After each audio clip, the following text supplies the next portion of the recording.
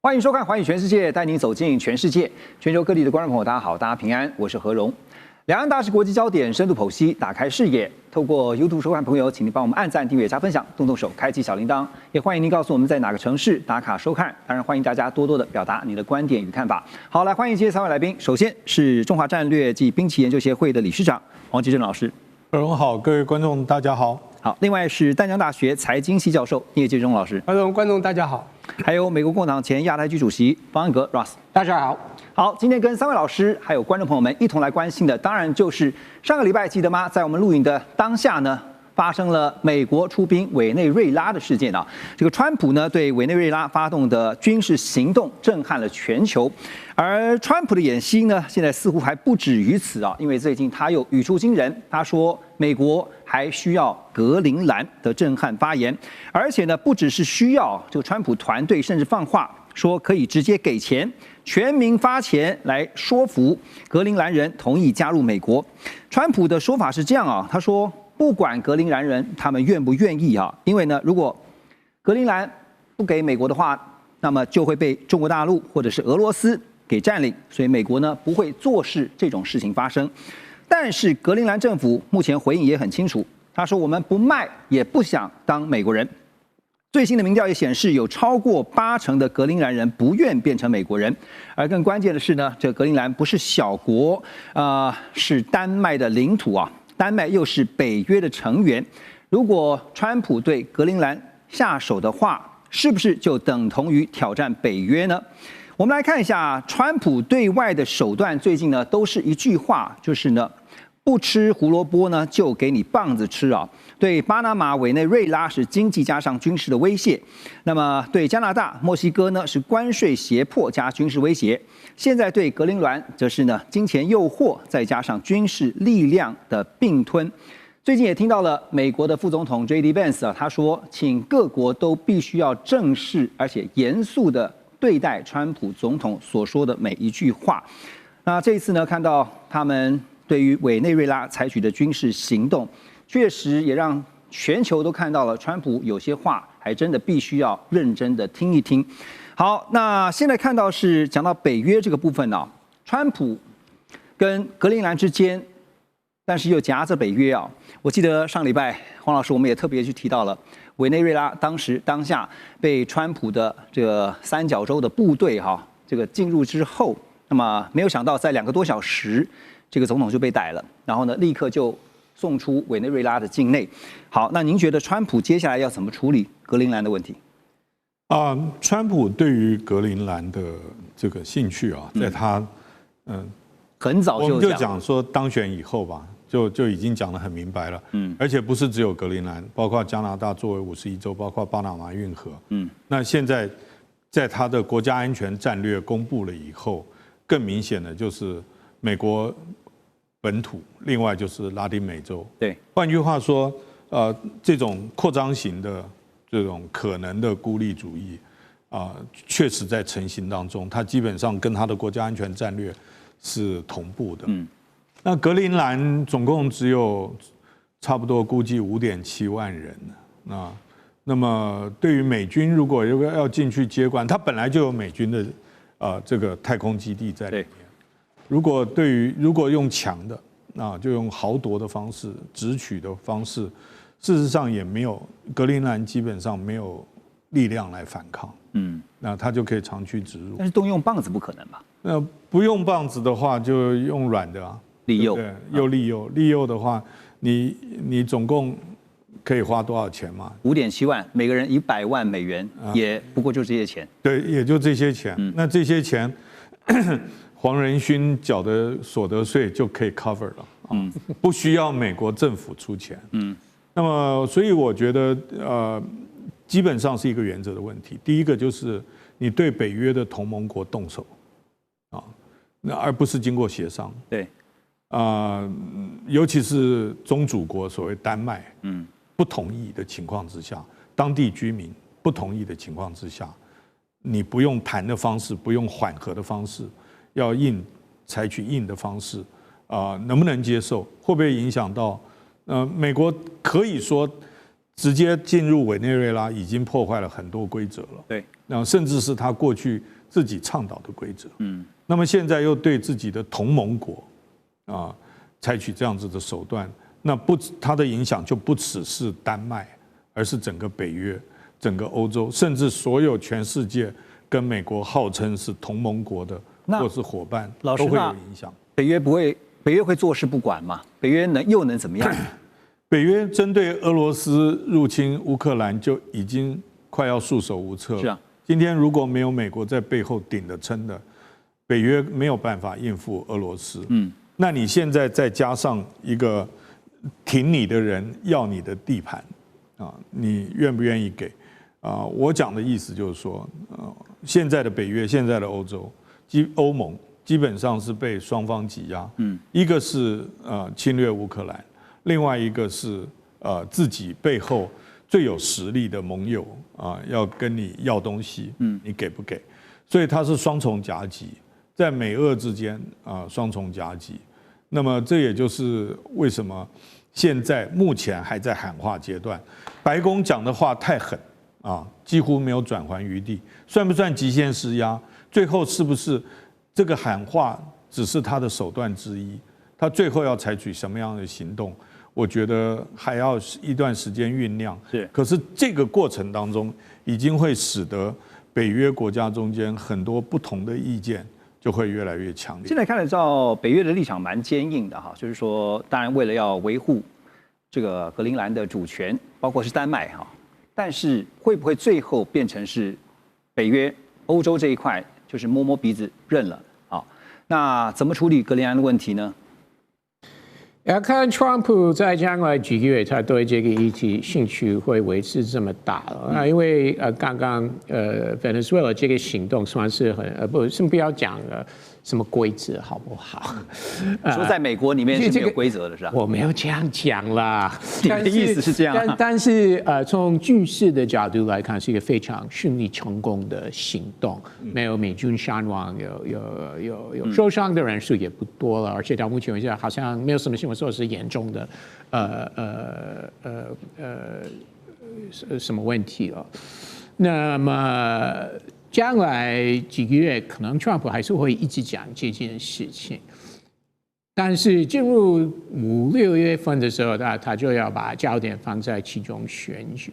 那虽然我认为目前美国选民对这个议题不是很在乎，我没有很大的意见。不管今天有什么民调说美国人是怎么看，但是真的很在乎这个议题，我觉得是目前不是很在乎。但是他开始跑来跑去，因为 Trump 非常希望做那个现场的造势大会，对不对？所以我认为他到6、7月份那个时候就开始跑来跑去，做那个每晚上2个小时，他会一直讲话，非常这方面还是非常厉害。那到时候他会一直讲 Greenland 这件事情，我觉得可能性是不大的，因为选民不是很在乎这个议题。那你觉得川普不会来硬的，那会来软的？那来软的话呢，他会真的让格陵兰最后变成美国的51州，还是他让格陵兰保有独立自主，可是呢就是附属于美国？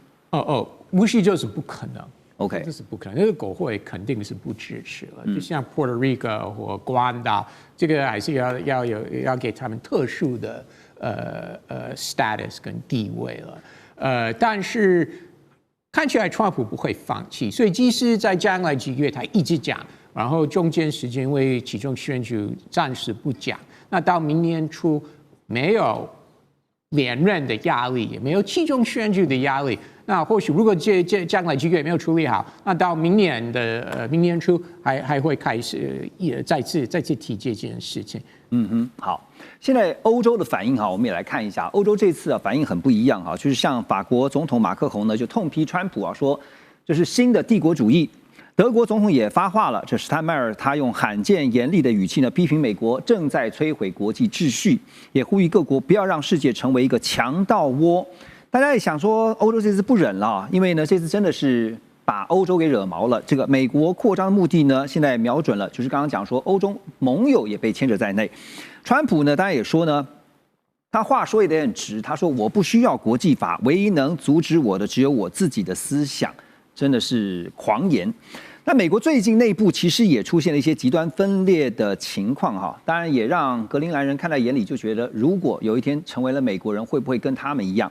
我们要说的就是 ICE 啊，是美国移民和海关执法局不顾地方的反对，他们派人到明尼苏达州啊去扫荡非法移民，结果在一场事件当中就击毙了一名白人女性，那反而呢加大争议。大批的民众要 ICE 滚出去啊！外界更是担心会不会重演之前所发生过的弗洛伊德之死啊 ？Russ， 我继续请教你啊，这个事情会怎么样？会不了了之，还是？首先要为你刚刚提到法国跟德国，虽然法国总统这次讲话是比较强硬，德国总统也是讲话，也是很少见德国总统会对外交政策这样讲话。但是在德国他是 head of state， 不是 head of government， 对不对？所以他没有首相那么重要了。所以德国总统说什么其实真的是不重要。但是你只有提到欧盟、NATO 北约2个国家而已。那欧盟有27个成员国。北约除了美国之外，一共是32，所以除了美国之外，有31个会员国。那其他的国家为什么都没有说话？为什么都没有为丹麦说话？你就提到2个而已啊！你讲到重点了，其他的欧洲国家闷不吭声，大家现在都在看着这个事情发生。所以我们要等他们会不会赢起来，会不会真的很为他们的好朋友丹麦？你觉得会出来为他们发声吗？会，我觉得将来越会，但是会不会有实质的动作，目前真的是一个问号。比如说我举一个例子，一个非常简单的动作是下礼拜召回他们驻美大使，为了表达他们对美国政府不满，他们敢吗？不知道，好像目前为止真的是不敢有类似的很实质的动作，所以欧盟到底或北约国家到底会做什么？真的，目前真的是一个问号。那明尼苏达的事情呢？这个风波会不会越来越大？会，当然。你觉得会啊？会，对。川普不会忘记这件事情，所以要看我刚说的，要看他会不会天天讲，会不会或者因为美国其中选举先暂时放弃，目前也不知道。但是我相信，真的不会，川普政府真的不会放弃这件事情，不管是什么样的法案。用钱的，我相信你提黄仁勋出钱，因为以后改名黄 land， 你也姓黄，所以你也会很高兴，对不对？Greenland 可以改成黄 land。好，所以你应该不用签证了。你认为明尼苏达这一次的这个白人女性被枪杀的事件，这个会越来越严重？会，有很多不同的理由，本来也是。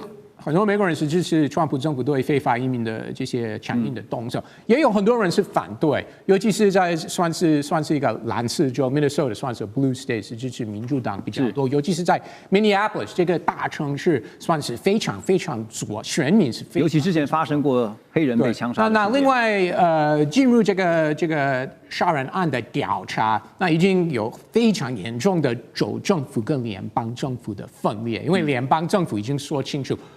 地方检察官，我们不帮你啊，什么资料啊，我们都不配合了，所以你要对这个联邦执法院进入一个调查，我们帮不了，我们非常反对，所以这个真的是很少见，有州政府跟联邦政府有这么强硬的这个不同意见，所以。从这些事件也可以看到，说现在你比如说美国内部，它自己有自己非常严重的问题哈，中央跟地方，就是联邦政府跟地方政府、地方州政府之间有很多的冲突。好，那格陵兰人看在眼里，除了这个格陵兰以外呢，加拿大人也看在眼里啊。现在加拿大也非常的紧张，为什么呢？因为地缘政治可能会出现一个关键的变化。如果美国把格陵兰拿下来以后啊，为什么？因为加拿大呢会被美国从北极方面呢完全给包围。所以前加拿大驻联合国的大使叫李博，他就警告，他说川普根本不把加拿大的主权当一回事。川普先前就说过，加拿大可以变成美国的第51州。那现在加格陵兰呢？哇，现在52州。当然，这个 Russ 刚才讲说不可能啦啊。那现在加拿大军方也已经讨论要建立40万人的民防部队来因应外来威胁，而加拿大总理Mark Carney。他即将要访问中国大陆，在这个时间点也特别令人玩味。好，所以川普把盟友们特别包括北约的也好，现在连加拿大也好，搞的是天怒人怨。那会不会逼使美国的盟友？聂老师觉得找新靠山，然后呢，甚至反正这个敌人的敌人就是朋友，我就有可能转而跟中国大陆这边建立更紧密的关系呢？好，现在美国真的是内忧外患。内忧刚刚讲到的这些使我想到拜登的时候，弗洛伊德事件，现在有米索达这个移民这个妇女这个被枪杀的事件。那我们讲这个外患哈，我们讲外患为什么要这样叫外患呢？因为我们非常清楚啊，我们人也一样，国家一样，其实有两个东西非常重要，但这个东西这两个东西，这个人都一直在突破它，一个叫法律，一个叫道德。什么叫国际法？是大家定出来的，但是他说我是定义是由我来定的，我说什么是国际法就什么国际法，这完全没有法律基础了。第二个呢，道德观，我相信现在一个一个跳出来讲话都跟道德有关。你不管是法国、德国那些小国，他怎么敢讲呢？他一个帮派里面他有层级之分啊，小弟们他不敢讲话的，他就大哥发声就好。这里面当英国不发声，因为英国也比较特殊啦，他跟美国关系以及他也不是欧盟国嘛，他也脱欧了，甚至欧元都不使用。好，我先不说这些东西，我要讲的是说，他今天要并格陵兰难不难？太容易了，讲不然他有军事在那边，格陵兰不过58000人，这么小的地方，整个台北市只有一个人，他40平方公里里面只有一个人，200多万平方公里的这个土地只有5万多人。那么冷，靠近北约，如果地图放大放平的，看起来比美国还大，你知道？当然它没有美国大，只有美国1/4。现在一个重点就是他拿不来，他为什么要拿？稀土嘛，他一上任就看到了，他自己产180万吨，格陵兰50万吨，他早就觊觎他，早就想拿了。当加拿大有80万吨，当加拿大要拿加拿大的理由很多啦。当他能够拿它变成51州，那美国可能就更稳了。不管是各种这个理由都有。我现在讲拿下加拿大也不难，你看卡利当时抵抗他的关税多么的抵触，最后是不是也是臣服了？因为美国力量真的很厉害，他就3个霸嘛，霸权十足，霸道行径，霸凌其他的国家。我先讲一下，世界上有一个叫做联合国，联合国做什么？维护各国的主权。刚刚一直提主权，不管大小国家都要维护，但是唯有在主权平等、互不干涉之下，小国才能生存。讲不完谁来维护？以前大家认为这个有军事、有美元来维护都算了，我们就有你美元，有你军事保护。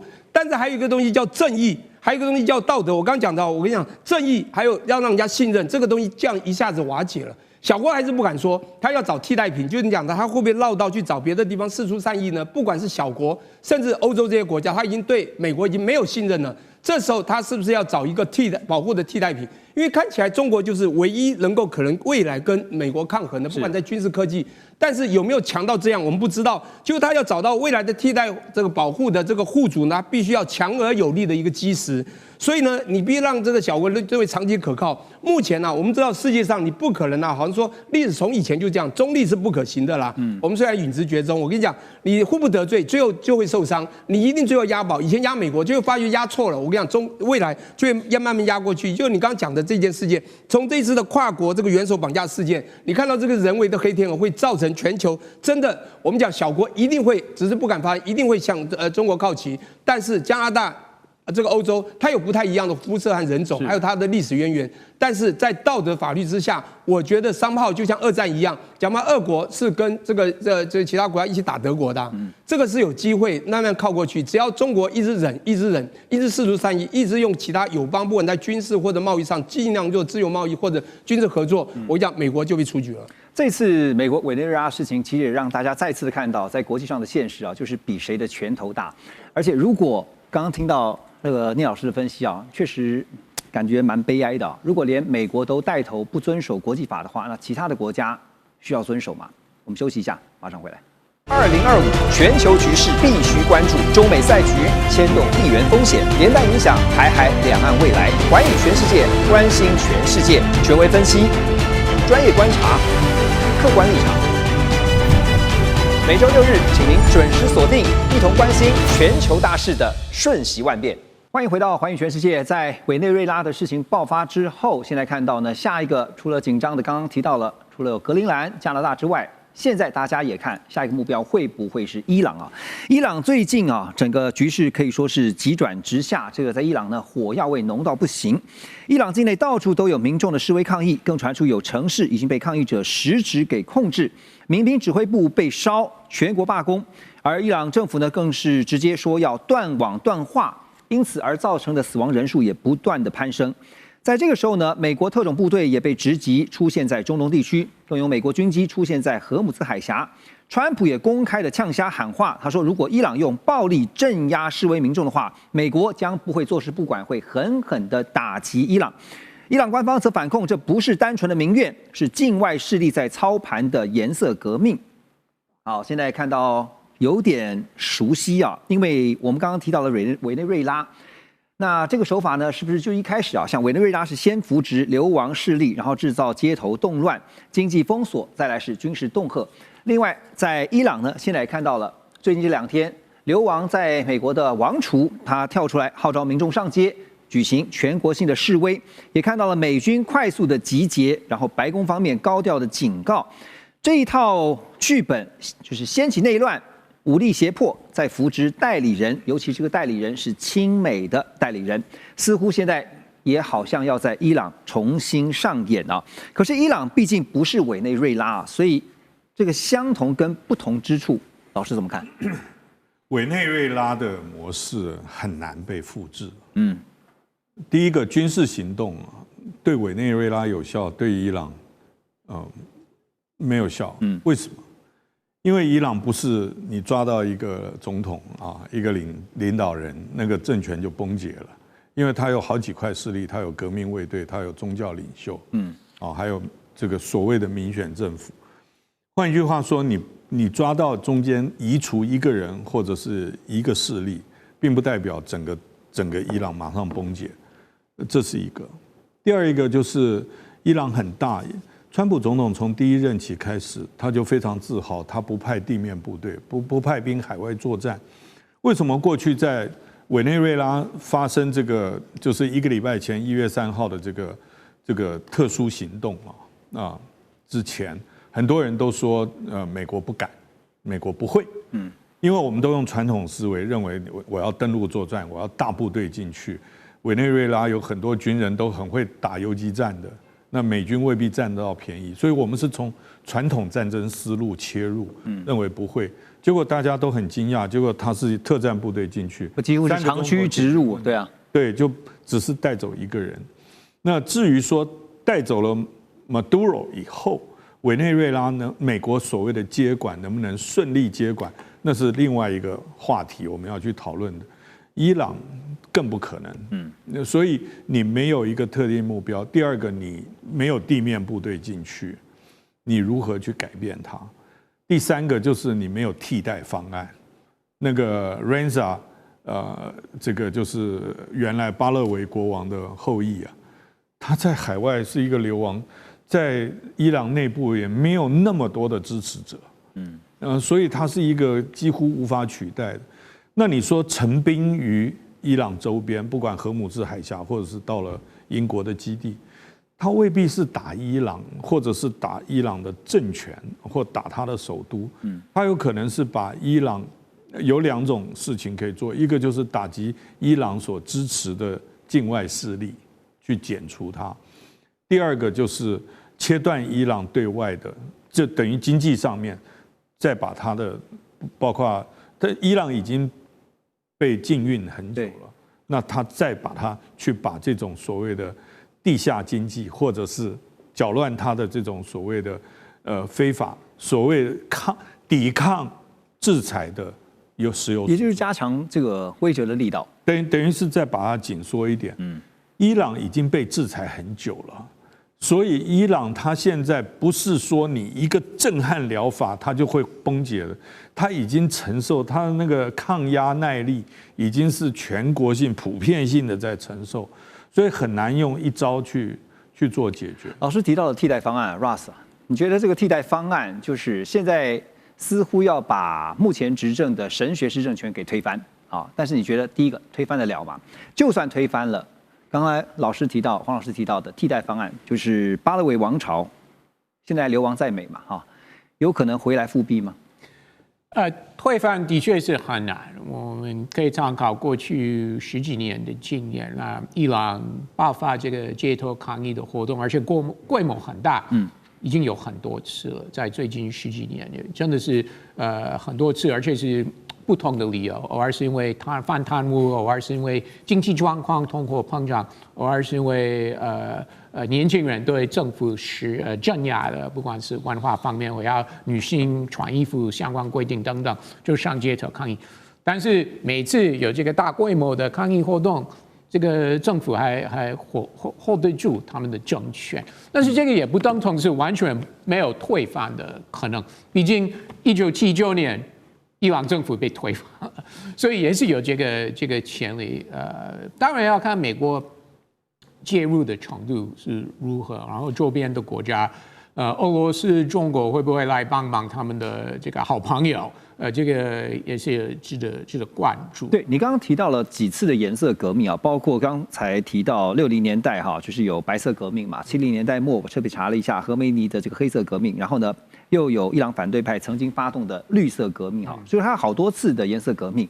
那但是这次如果真的被推翻，你刚刚说很难哈，但如果真的被推翻，如果要让流亡在外的那个王储来复辟，有可能吗？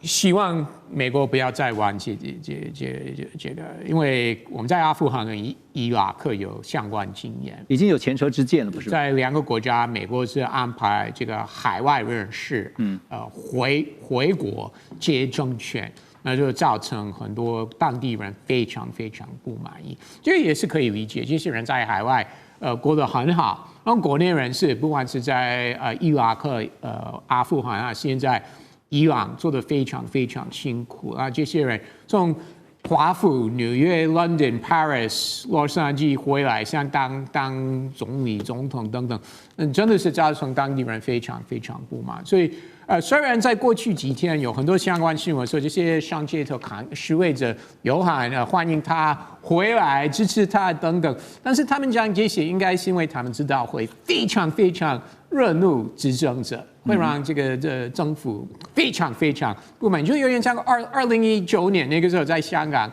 抗议活动，也有人说英国回来或拿殖民地旗帜等等的行为，但是我相信大多数伊朗人希望国家可以往一个民主有选举的国家方向走，不会欢迎这个人士回来。所以我希望美国不支持。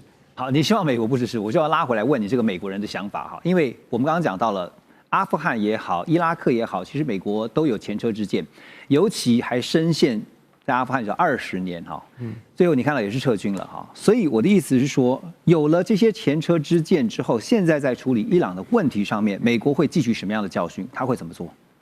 当然，美国是可以提供各式各样的支持，不管再次轰炸。军事设备，这个也是一个选项。那做什么网络电子的动作，也是一个选项。就是要逼神学士政权下台。对，没错。但是我还是相信川普会尽量避免派地面部队，进入伊朗。这个川普知道。美国人完全不支持，完全不支持。因为派地面部队还有一个重点是，美国军队可能会有伤亡，是没错的，是吧？好，那所以现在看到，我们毕竟说伊朗跟委内瑞拉是很不一样的，不能够拿来做类比哈。早就不是什么单打独斗啦，现在也因为这个元素呢，也看到伊朗的战略地理位置还有石油能源，对于美国来讲也是看在眼里，是很重要的。好，所以这个时候其实。不只是美国，包括连中国大陆，包括连俄罗斯呢，都在看中东未来接下来的局势是如何。所以这个时候，中国大陆所主导的金砖国家已经展开了相关的军演，那伊朗呢也已经正式派兵参与啊。土耳其左翼政党更是直接抛出了一个叫做土俄伊中联盟，认为可以阻止美国的扩张，而且避免战争。但是其中充满玄机的是，早在去年。2025 12月，土耳其、俄罗斯、伊朗就已经在土库曼举行过罕见的峰会，所以拉回到这个联盟，就是这个新的阵营啊，土俄伊中这个新的阵营有可能成型吗 ？OK， 我觉得这个很有趣啊。我先讲一下，刚刚委内瑞拉这件事件这么的成功完美啊，但我觉得它是短期胜利。它胜利在我刚刚有讲到，就是它主要还是最强就是 CIA，它的情报员甚至可以利诱他们的这个叙事会长这些，才有办法能够不伤一兵一卒。你刚讲成功完美，可是我觉得对长期不是这样，它是一个成功完美是现在短期的，但它未来会失败惨烈。它长期我觉得会失败惨烈，就是因为刚刚讲的法律线、道德线全部突破了。但讲伊朗这个地方，我先讲一下，伊朗大家都还记得吗？去年2025年嘛，哈，6月20号不是一个 GBU 的57的钻地弹炸下去吗？请问全世界谁发出声音呢？它地理位置的确重要，而且它的不管油或者基础建设跟中国的关系这么紧密，中国有讲话吗？也没有。这次委内瑞拉，他事后是有讲一些话，也不敢在很多的这个情势上，大家也觉得中国没发出声音，其实中国都有在发出声音，只是他不能动作。我觉得他必须私底下在运作其他的氛围。当然，现在哈，我们都知道，全世界要维稳世界秩序的国际这个 game rule 只有一个地方，应该是联合国。但现在不是，看起来就是美国老大说了算，全部由美国来做主。联合国算什么东西？在他眼中就这样，他可以到联合国啊，人家限制他时间，他可以讲很久，然后骂每一个元首，你就知道美国在里面做什么。好，重点来了哈，对不起啊，我们不管这美国人在这边，重点就是现在当你让很多的小国恐慌的时候。刚讲的嘛，他是不是要去找新的这个替代性的保护主？这时候是不是想到第一个可能是中国？但中国力量够不够？其实他如果真的动起来，美国也是会怕。但是看起来他一直在忍，这是中国的这个儒家习性。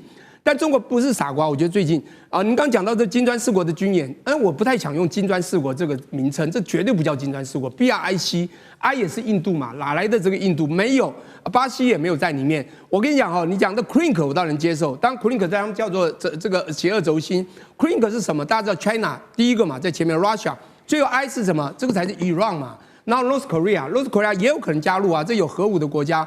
讲不好听，这次还有土耳其加入。我讲，因为土耳其军事实力也不差，他以前这个奥图曼帝国的时候，在12世纪也这样的厉害，对不对？除了打不过这个东方的这个元朝金人之外，在西方他全部征服，这个也不能小觑。当他们一结合的时候，我跟你讲，军事力量就算美国花最多，现在要1.5兆美元去做它的最大的军事盘算。它胜过了其他2到10名，可是这4个国家一家总，我跟你讲，绝对不输美国啦。更何况就算把别的都拿走，就剩中国好了。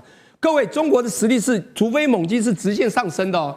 美国所有东西都是老旧思维啊！你看 F-16的战机里面的导航系统等等的 ，F-35里面的稀土所需要407公斤的这个稀土，以后拿不拿得到？是所做的东西，制造业已经空洞化，未来怎么去造这些东西，花再多钱，它会4倍公办。而中国相反的，成本低，会事半功倍，量产，成本低，质又好。